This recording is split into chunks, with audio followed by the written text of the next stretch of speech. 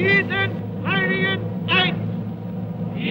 heiligen Eid, dass ich dem Führer des Deutschen Reiches und Volkes, dem Führer des Deutschen Reiches und Volkes, Adolf Hitler,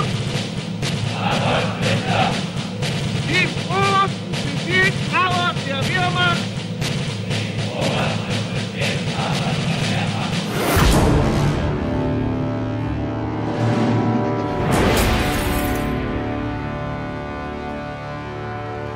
Minister Dr. Goebbels verließ die Proklamation des Führers.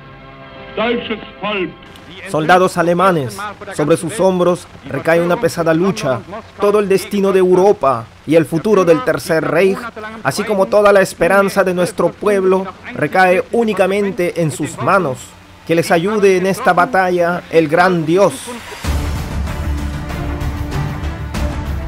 Durante la madrugada del 22 de junio de 1941, la Alemania nazi atacó la Unión Soviética. En ese mismo momento, el ejército de Rumania también apuntó los cañones de su ejército en contra de la Unión Soviética a lo largo del río Prut y el Danubio, mientras que la aviación rumana ya bombardeaba los pueblos de la parte sur de la Unión Soviética. El primer ministro rumano Antonescu fue el primer aliado de Hitler en enviarle 400.000 soldados para su cruzada en contra del comunismo. Tenemos que recordar que contra la Unión Soviética, al comienzo de la guerra, hubo un gran porcentaje de soldados traídos de todas partes de Europa. Junto con la Wehrmacht, no solamente estaba Rumania. Nosotros podemos ver 4 países que fueron los aliados más importantes de la Alemania nazi durante la Segunda Guerra Mundial en el frente oriental. Los países que más contribuyeron con los alemanes en su guerra contra la Unión Soviética fueron Finlandia, Hungría, Croacia, Eslovaquia e Italia. Entre estos ejércitos podemos destacar a 29 divisiones, 16 brigadas, lo que componían a más de 1 millón de hombres. Y esto solamente estamos hablando de los aliados oficiales de Hitler. La guerra alemana en contra del comunismo internacional ruso ha encontrado voluntarios en toda Europa. Prácticamente en todos los países de Europa podemos ver a voluntarios que se reclutan para combatir junto a Alemania al comunismo internacional. Durante los años de 1941 y 1942 podemos ver muchos carteles propagandísticos en toda Europa en donde incentivaban a la gente a ir a luchar en contra de la Unión Soviética a los ciudadanos europeos. En estos carteles podemos ver banderas de todos los países junto con soldados que están yendo a pelear en contra de la Unión Soviética.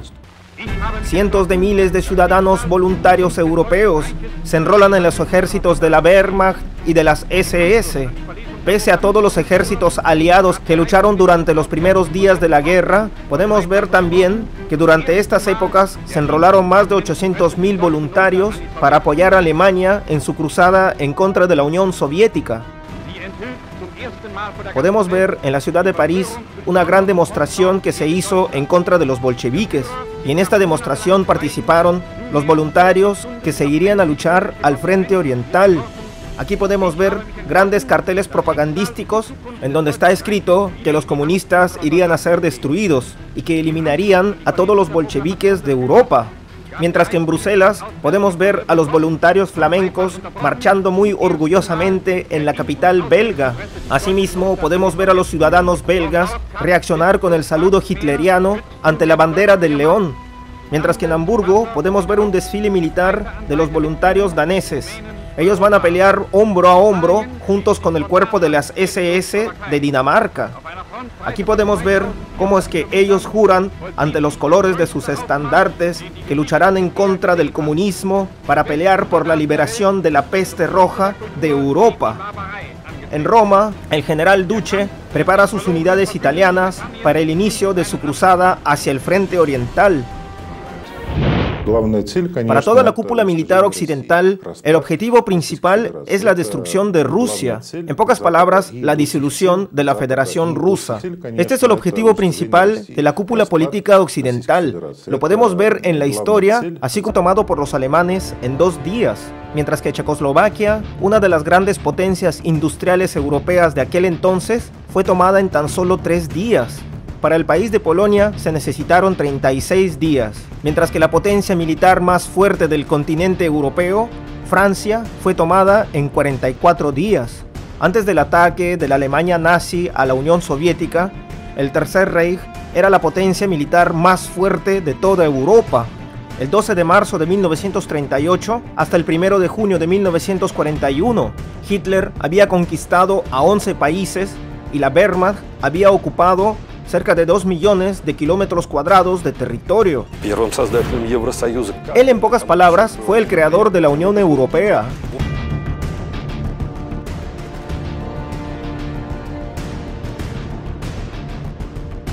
Ahora vamos a ver cómo es que un simple teniente llegó a ser la persona más poderosa del continente europeo.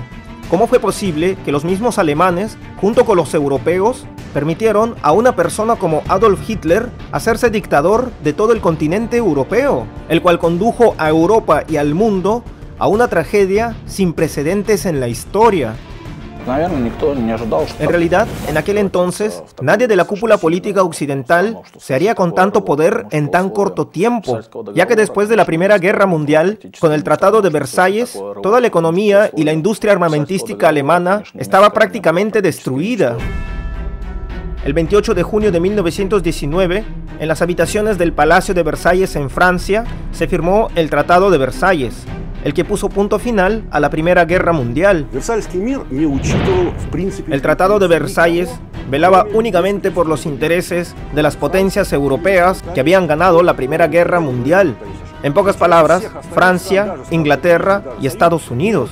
Mientras que para el resto de los países, no importa si hayan sido aliados o no, no se les daba ninguna ganancia. De acuerdo con el Tratado de Versalles, Alemania tendría que pagar la suma de 269 millones de marcos de oro por reparaciones de la guerra. En la actualidad, esto sería aproximadamente 100.000 toneladas de oro. Asimismo, a Alemania se le quitaban todas sus colonias e igualmente el 13% de su territorio en Europa, lo que en consecuencia Alemania perdería el 10% de su población, lo que sumaba alrededor de 6 millones de personas. Asimismo, también se le prohibía contar con un ejército. El ejército alemán, que en ese momento contaba con 6 millones de individuos, ya no podría tener más de 100.000 hombres en su ejército. Después del Tratado de Versalles, al término de la Primera Guerra Mundial, Alemania prácticamente fue arrinconada en un gueto, en donde en pocas palabras se le prohibía tener desarrollo alguno. El 10 de enero de 1923, los alemanes, estupefactos, veían cómo los ejércitos de franceses y belgas ocupaban la ciudad de Ruhr, el cual en ese entonces era el centro industrial de producción de acero de Alemania. Los franceses ocuparon en primera instancia los asentamientos de recursos naturales, así como también las fábricas de producción y procesamiento de minerales. Seguido de esto, se hicieron con las estaciones de trenes y de los puertos, mientras que Alemania, amarrada de manos y exhausta con la deuda que tenía que pagar por la reparación, se ve envuelta en una crisis, lo que provoca tensiones y el descontento popular. El 10 de marzo de 1923 es asesinado un teniente francés. Al día siguiente, los franceses desfilan con el cadáver de este teniente por todas las ciudades alemanas, mientras que los militares franceses cachetean a todos los alemanes que no se hayan quitado el sombrero como signo de respeto y reverencia.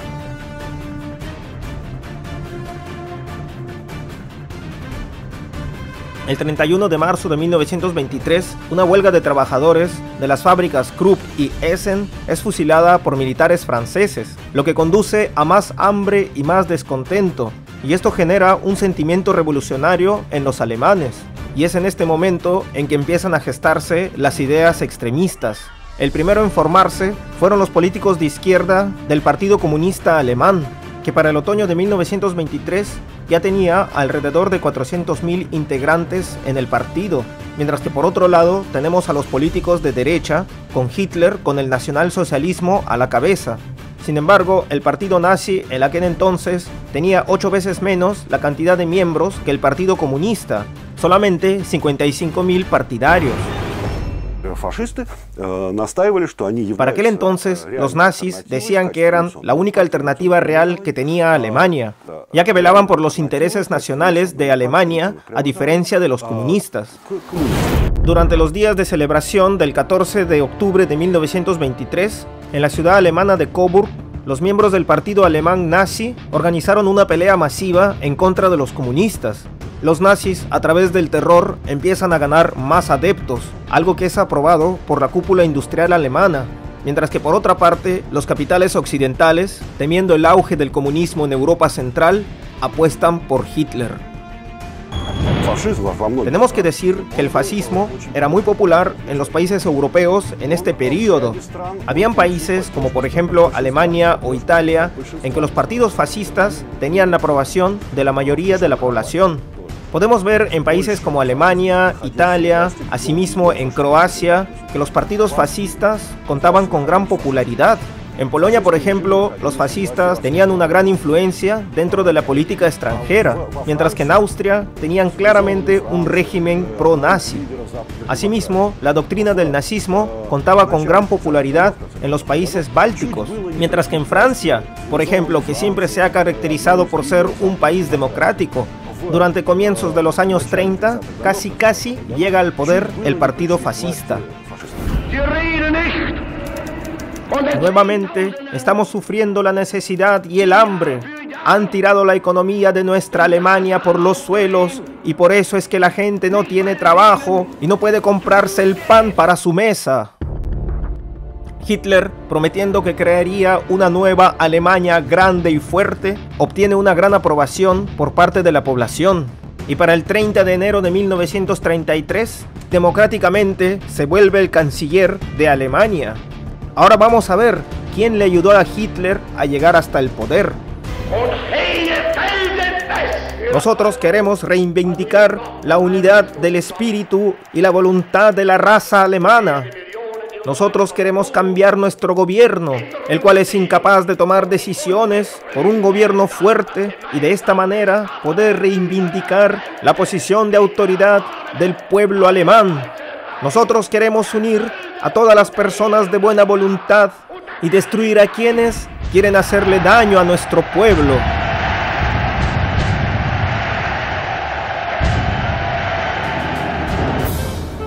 Después de la Primera Guerra Mundial, Alemania cae completamente bajo la dependencia de los capitales occidentales. Si vamos a contar todas las inversiones del capital extranjero occidental, desde los años de 1924 a 1929, en Alemania se invirtieron cerca de 63 billones de marcos de oro alemanes, de los cuales el 70% de toda la inversión fueron hechos por banqueros estadounidenses.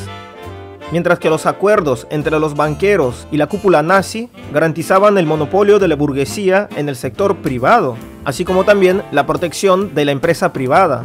Todo esto a cambio de que Alemania debería luchar contra el comunismo. Y esta es la razón principal de por qué los capitales occidentales se vuelven los primeros inversores de Adolf Hitler y del partido nazi, y no solamente de la cúpula política del Tercer Reich. Nosotros podemos ver que para 1930 el Reichsbank y el Jahrmarkt promueven a los banqueros en Estados Unidos invertir su dinero en Alemania. Personalmente no me considero un nazi, pero veo mucha realidad en la filosofía del nacionalsocialismo. A través de un comunicado oficial de Gordon, diplomático que trabajaba en la embajada estadounidense en Berlín, al secretario general de los Estados Unidos, Stimson, Hitler ha recibido una suma financiera considerada de los inversores de la cúpula industrial estadounidense. Asimismo, he recibido información de una fuente confiable que muchos círculos empresariales estadounidenses quieren continuar con la tendencia de seguir invirtiéndole a Hitler. En pocas palabras, Hitler es solventado por el círculo más influyente de banqueros y los más ricos industriales de todo Occidente. Entre ellos estaba el mismo Henry Ford, el que en ese momento era el industrial más rico de todo el mundo y el que controlaba el 100% de las acciones de la compañía Volkswagen. A cambio de esto, Ford ayuda a obtener a los nazis millonarias ganancias por la venta de automóviles en Alemania. Personalmente, Henry Ford le envía a Hitler la suma considerada de $50.000 en cada uno de sus cumpleaños. Y es por este hecho que Henry Ford se convierte en el primer extranjero en obtener la orden alemana de la Águila Imperial Nazi.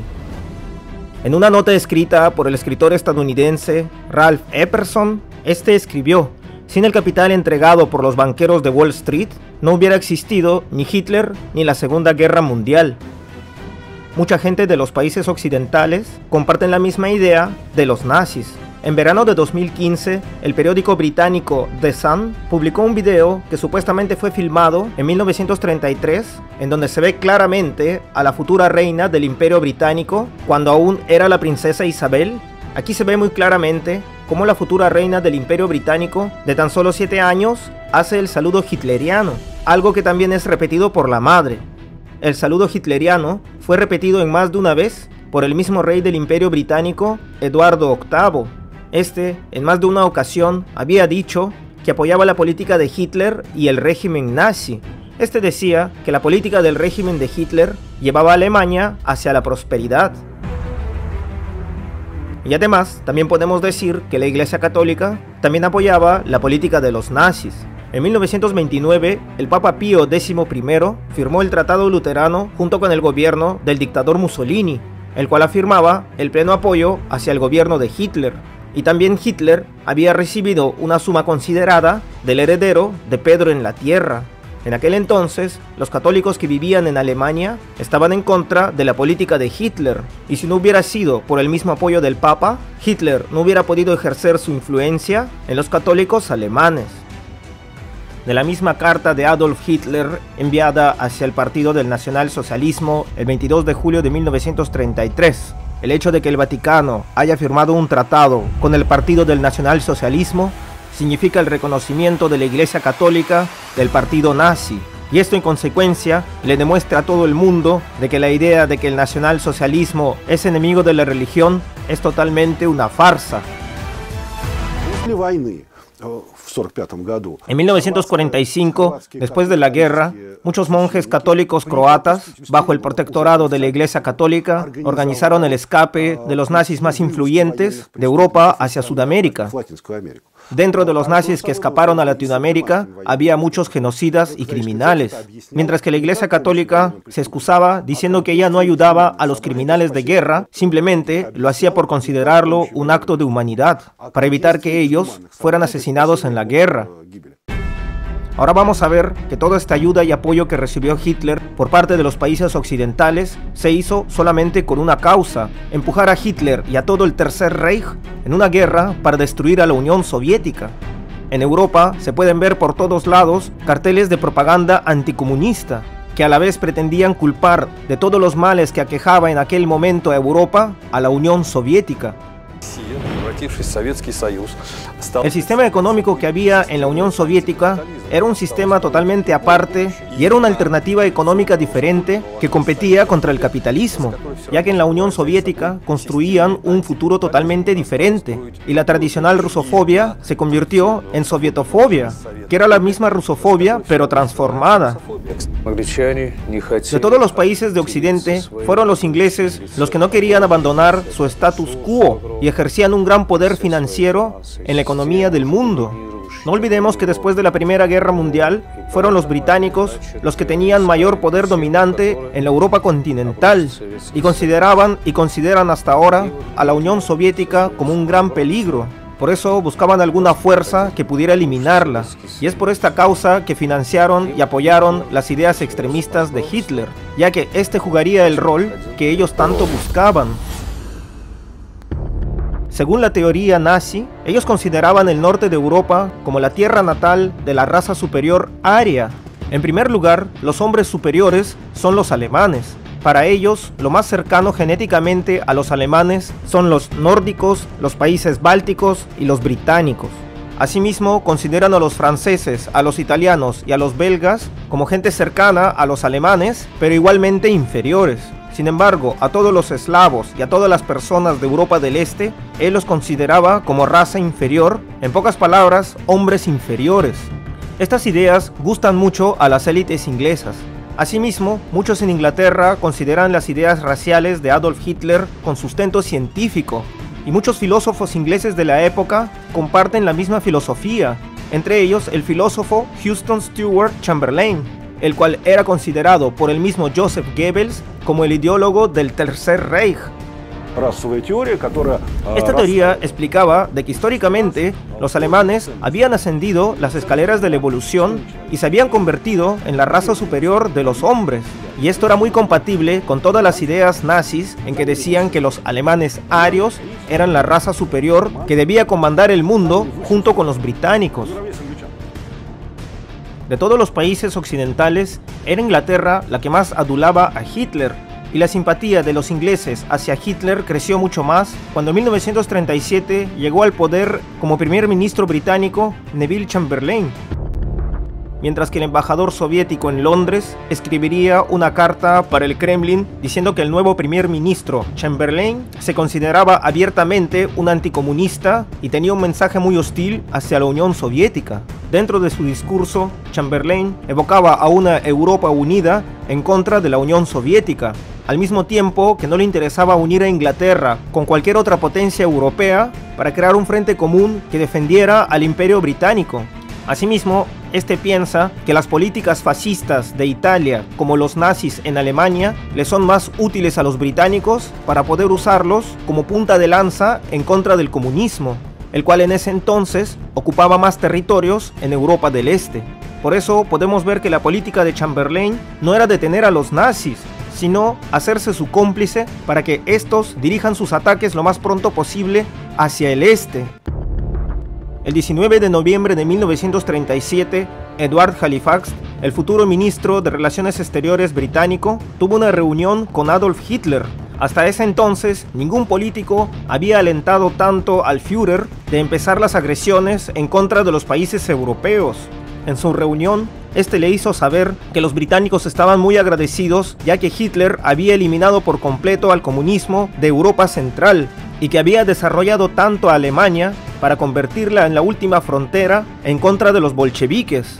Y por eso los británicos consideraban a la Alemania nazi el bastión más importante que le hacía frente al comunismo. En 1933, Hitler, ahí mismo subido al poder, lo primero que hace es violar los tratados antes firmados durante la Primera Guerra Mundial, entre ellos el más importante, el Tratado de Versalles. En primer lugar, deja de pagar las reparaciones a la que Alemania estaba obligada, y al mismo tiempo empieza a desarrollar su industria armamentística, aumentando la cantidad de soldados en el ejército. El 16 de marzo de 1935 crea las Fuerzas Armadas de Alemania, así como también llama al reclutamiento de los hombres jóvenes alemanes. De acuerdo con las nuevas leyes hechas por los nazis, la Wehrmacht subiría su número de divisiones hasta 36, lo que daría un total de 500.000 hombres en el ejército. Asimismo, Hitler también pone en desarrollo su plan de expansión territorial de lo que él consideraba el espacio vital alemán, ya que lo creía indispensable para el desarrollo de la raza aria. Y pese a todo esto, los países occidentales, sorprendentemente, no hacen absolutamente nada para impedirlo.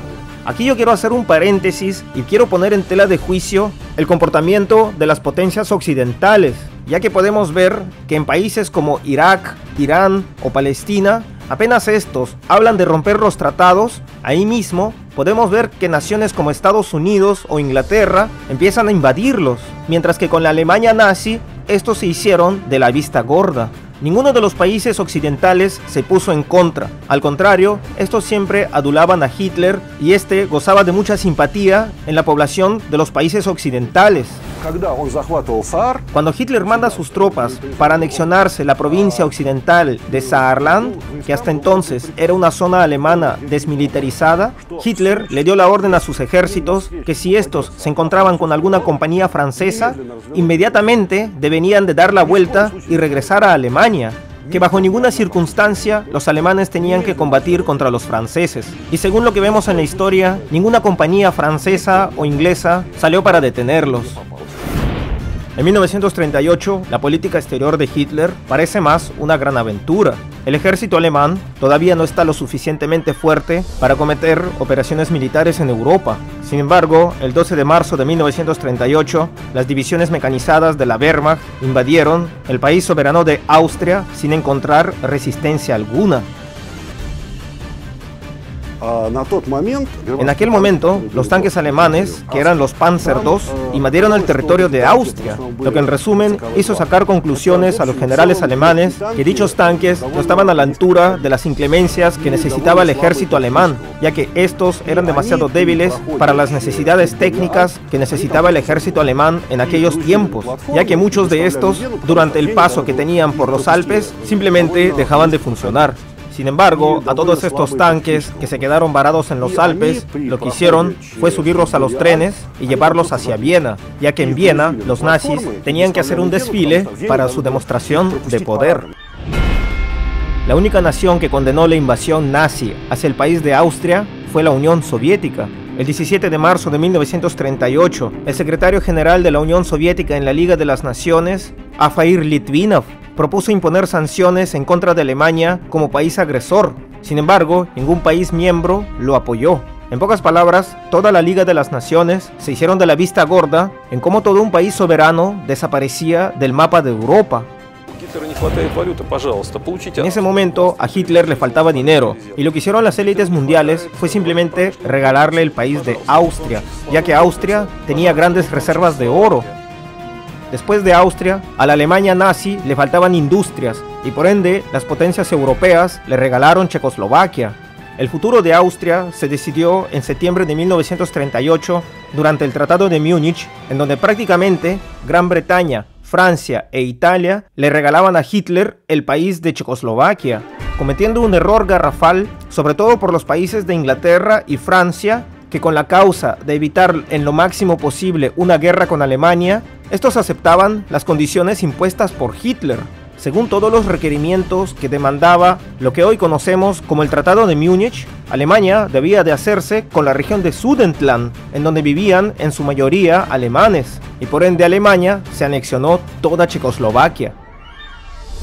En 1938, la población checoslovaca tenía un ánimo muy revanchista en contra de los alemanes. Pese a que Checoslovaquia tenía uno de los ejércitos más fuertes de Europa y sobre todo era un país muy industrializado, las élites checoslovacas no estaban preparadas para la guerra, y esto condujo a que la élite checoslovaca no pusiera ninguna resistencia durante la invasión nazi. En pocas palabras, los gobiernos checoslovacos de aquel entonces, que eran los gobiernos de Beneš y después el gobierno de Gaja, estaban bajo el control y el dominio de las potencias occidentales.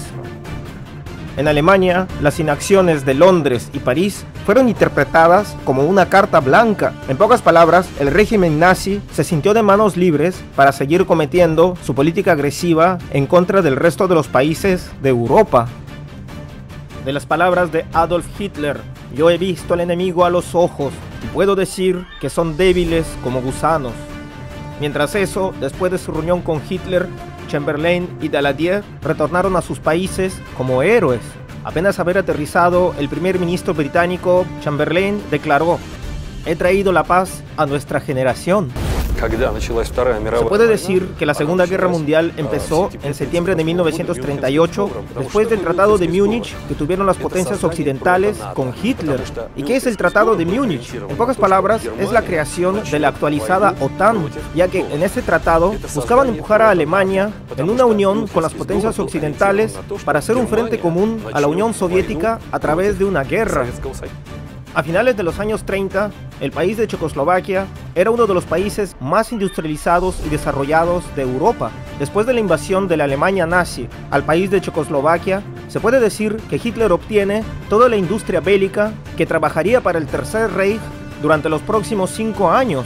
Dentro de estas grandes industrias, Alemania se hizo con las fábricas de Škoda, ČKD, Poldi, Zbrojovka. Mientras eso, los checoslovacos ahora empiezan a trabajar para sus nuevos amos, y esto lo hacen con gran gusto. Y todo esto los nazis lo hacen en tan solo un año.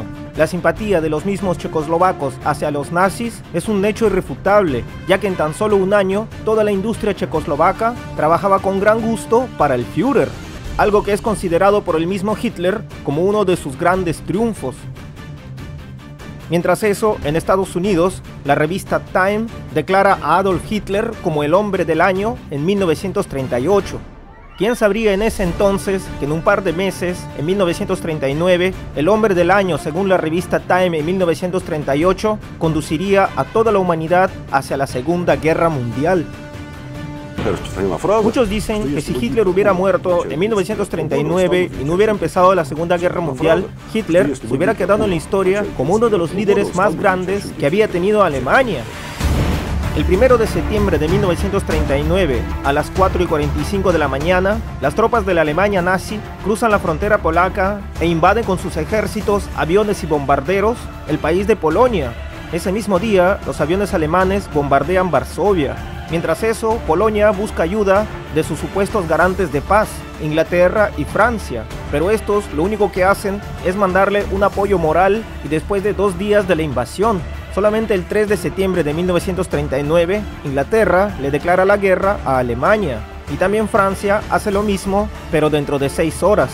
Pero esto podemos decir que solamente era un gesto diplomático. Los aliados de los polacos ayudan solo con palabras y con gestos diplomáticos.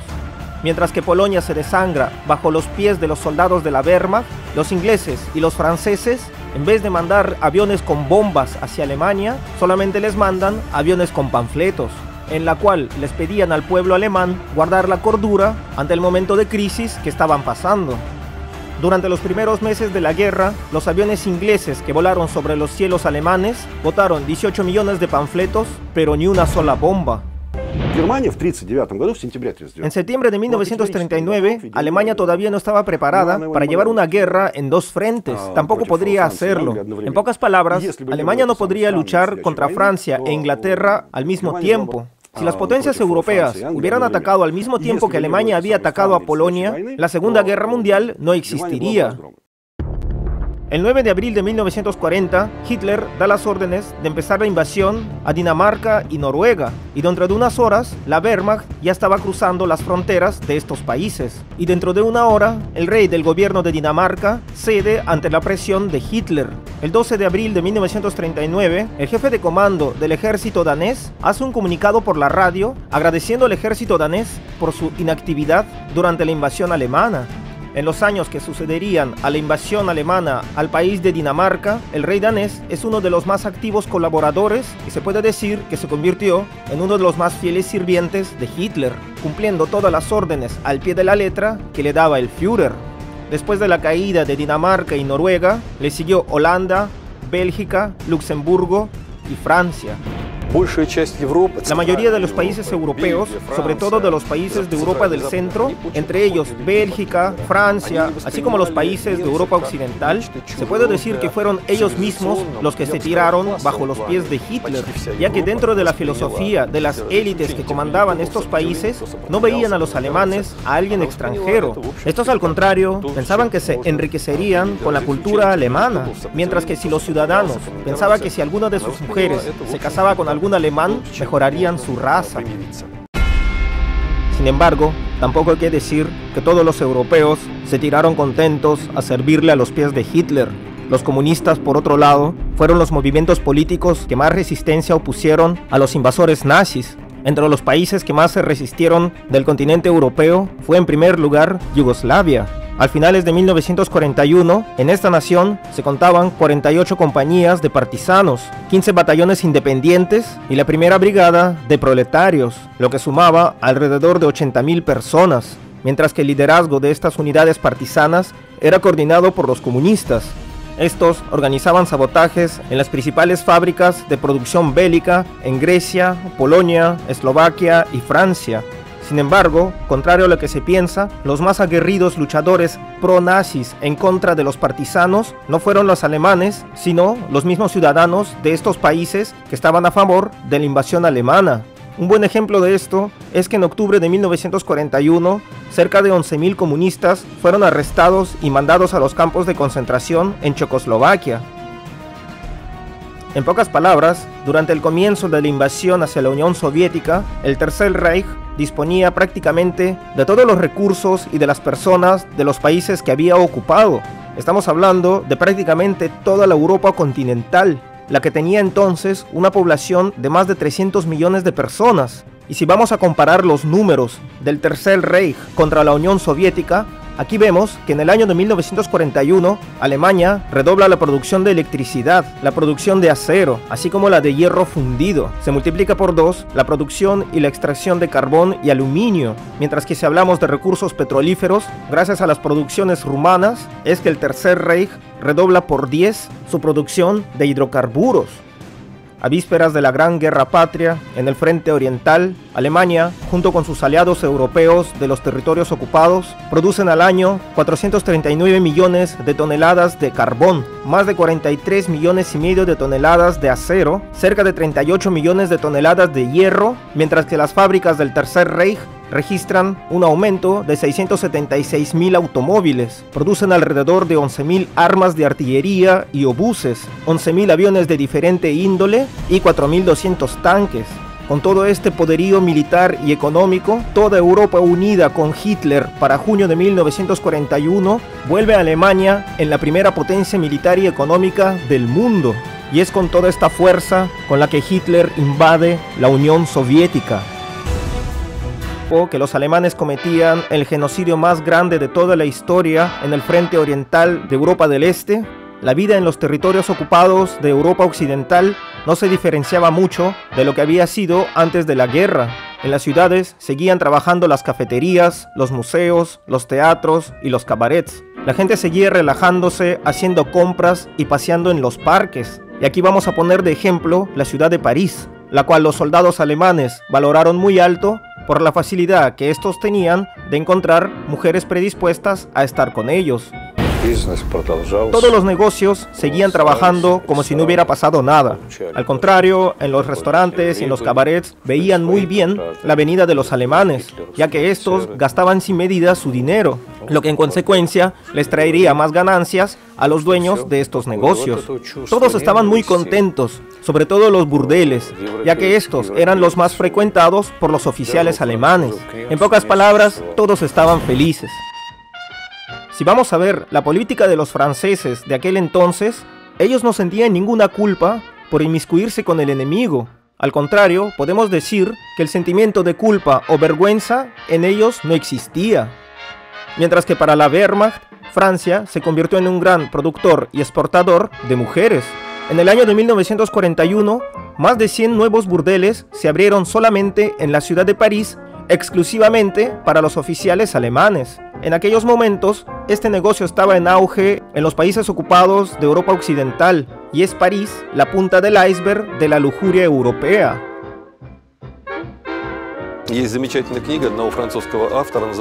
Hay un libro muy interesante de un autor francés de la época que se llama Los años eróticos.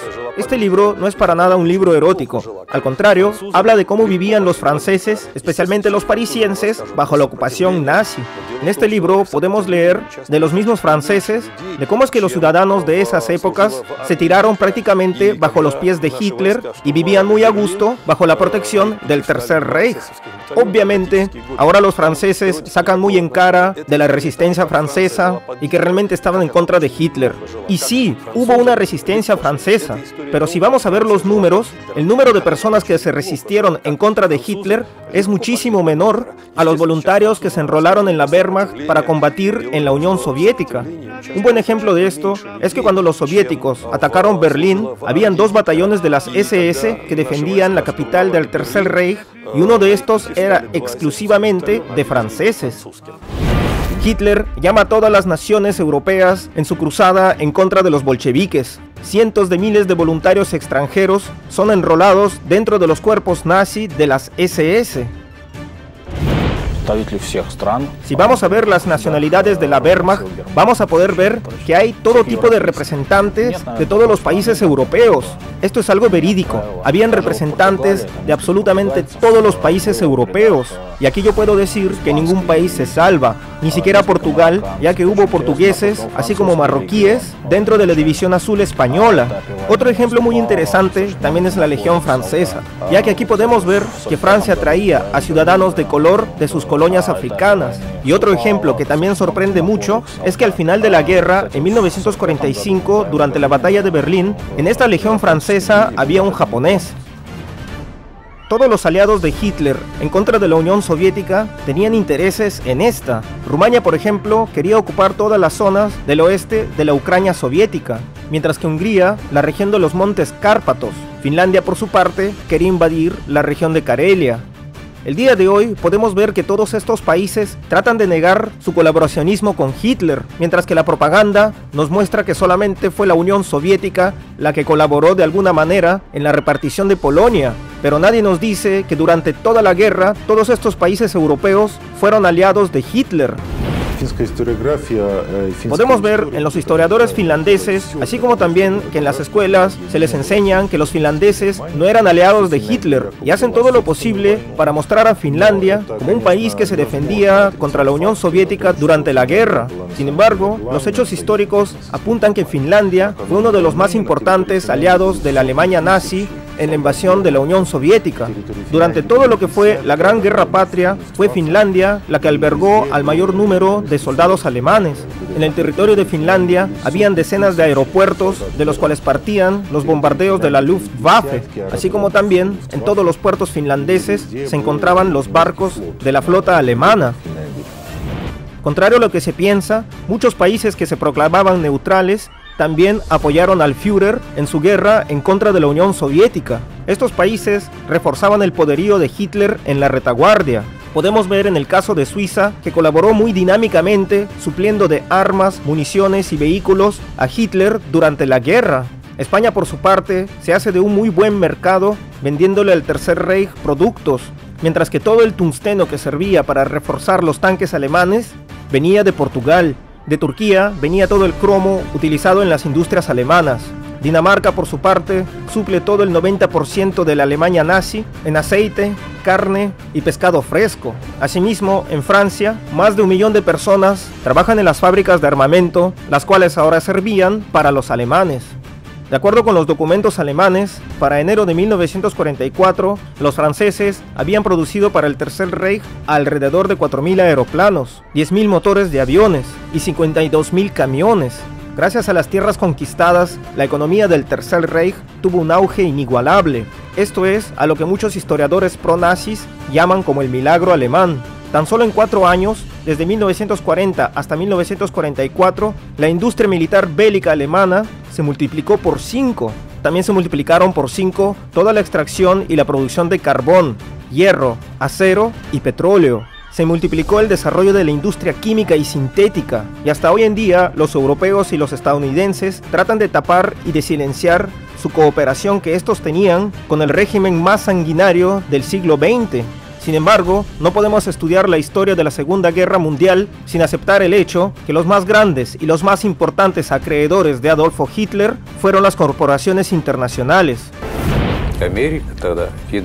Podemos también poner el ejemplo de América, que antes de la Segunda Guerra Mundial, los Estados Unidos estaban recién saliendo de la depresión, pero aún así seguían comerciando con Hitler hasta después de septiembre de 1939.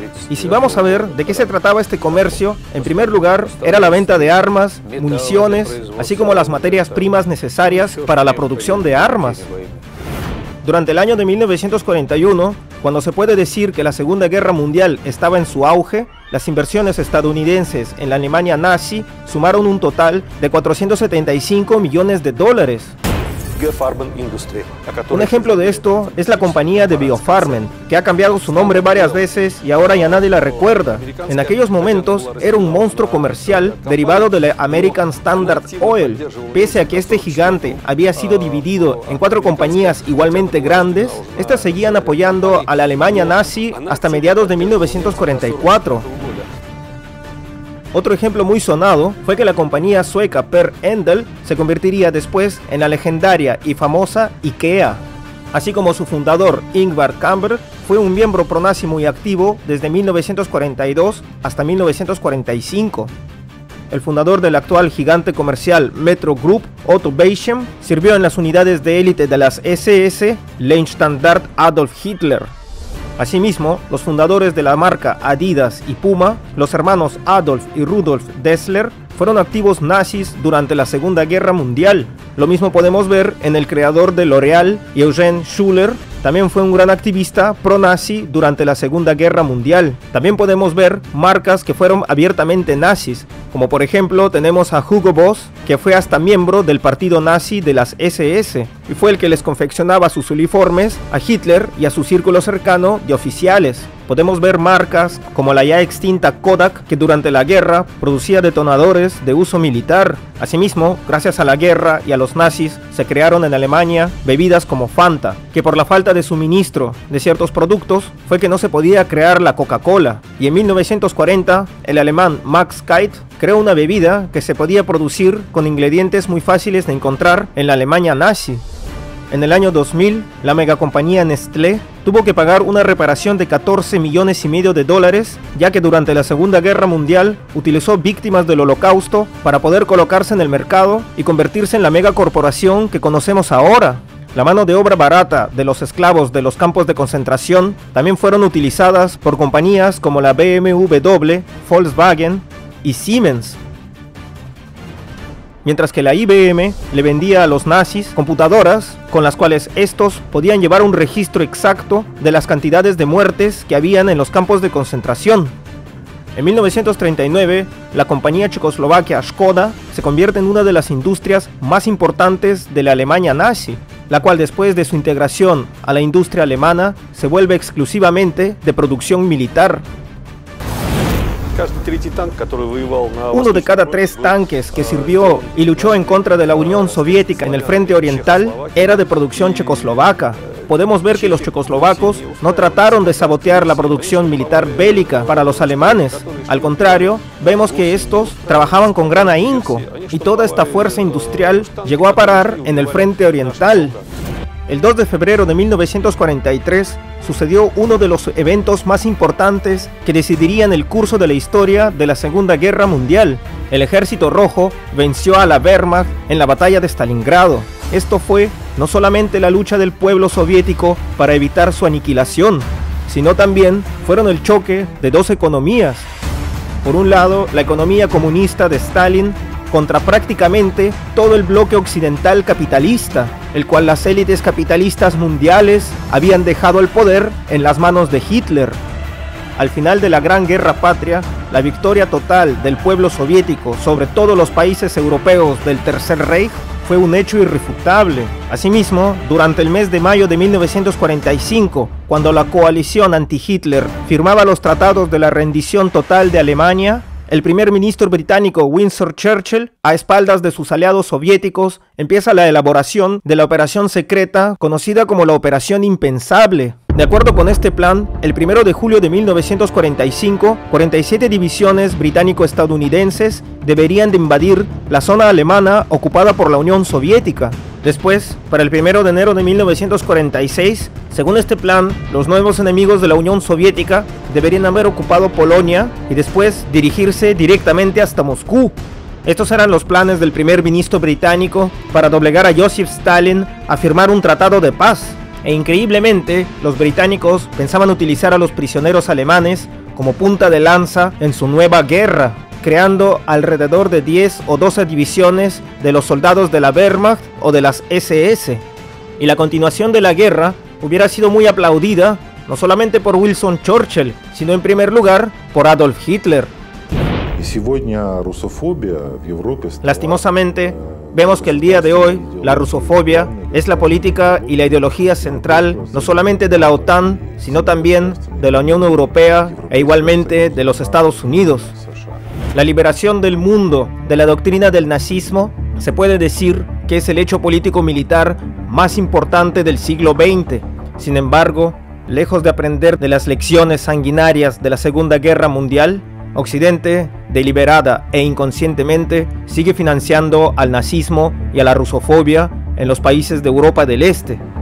A finales de la tercera década del siglo pasado, los grandes capitales occidentales ayudaron a Hitler en su ascenso al poder.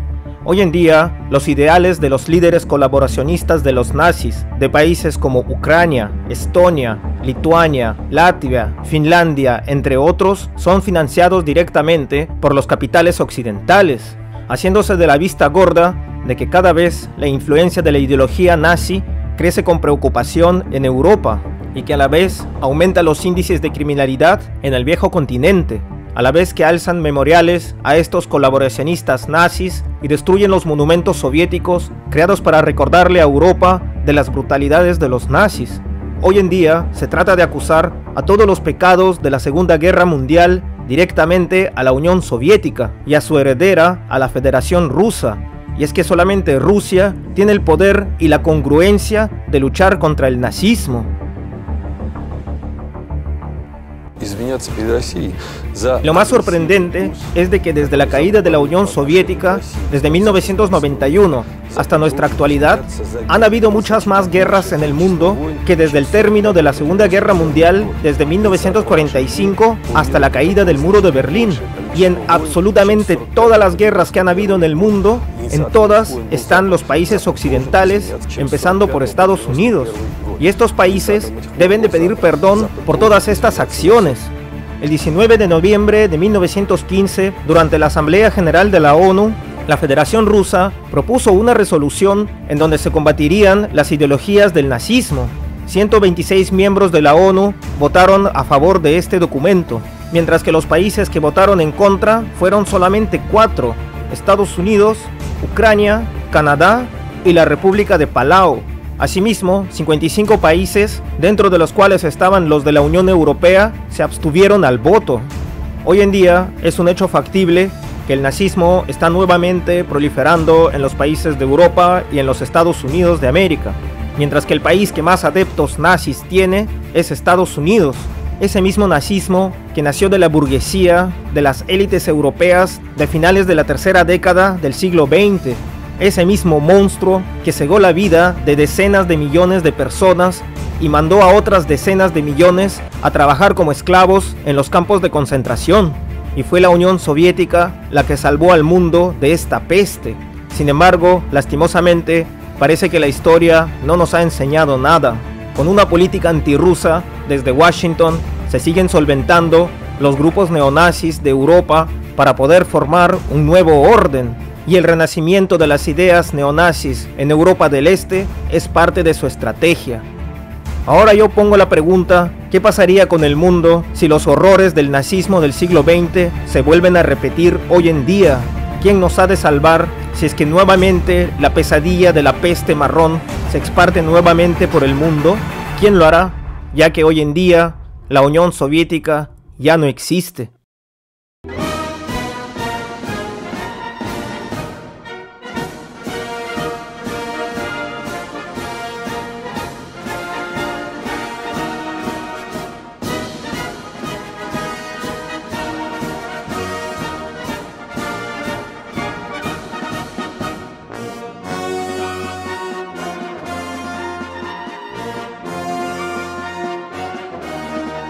Quiero invitarles a todos a inscribirse en nuestro canal de Telegram para obtener las noticias en primera instancia de este canal. Si este video te ha impactado, coméntalo y compártelo, así como también no te olvides de poner el pulgar arriba y darle a la campanita. Yo soy Alex Tar y esta ha sido otra historia real del Frente Oriental en la Segunda Guerra Mundial.